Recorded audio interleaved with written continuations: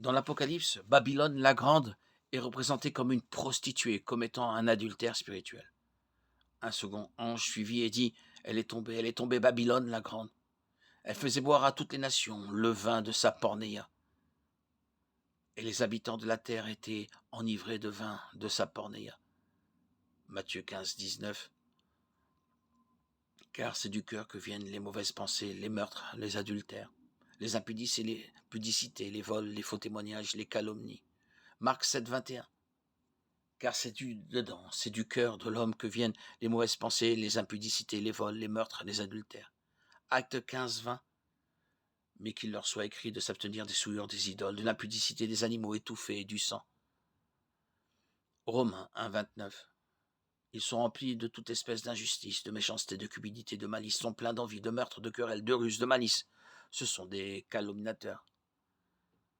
Apocalypse 9, 21. Ils ne se repentirent pas de leur meurtre, ni de leur sortilège, ni de leur impudicité, ni de leur vol.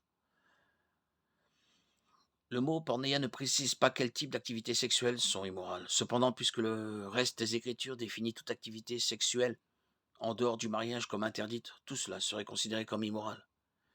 Car il est essentiellement de nature sexuelle et concentre l'énergie et le désir sexuel sur quelqu'un d'autre que son conjoint. Jésus a appelé la convoitise adultère, Matthieu 5, 28.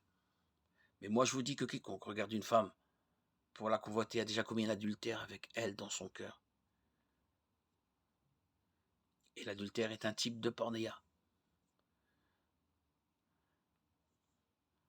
Les aliments sont pour le ventre et le ventre pour les aliments. Et Dieu détruira l'un et l'autre. Le corps n'est pas fait pour l'immoralité sexuelle, mais pour le Seigneur. Et le Seigneur pour le corps. De 1 Corinthiens 6, 13.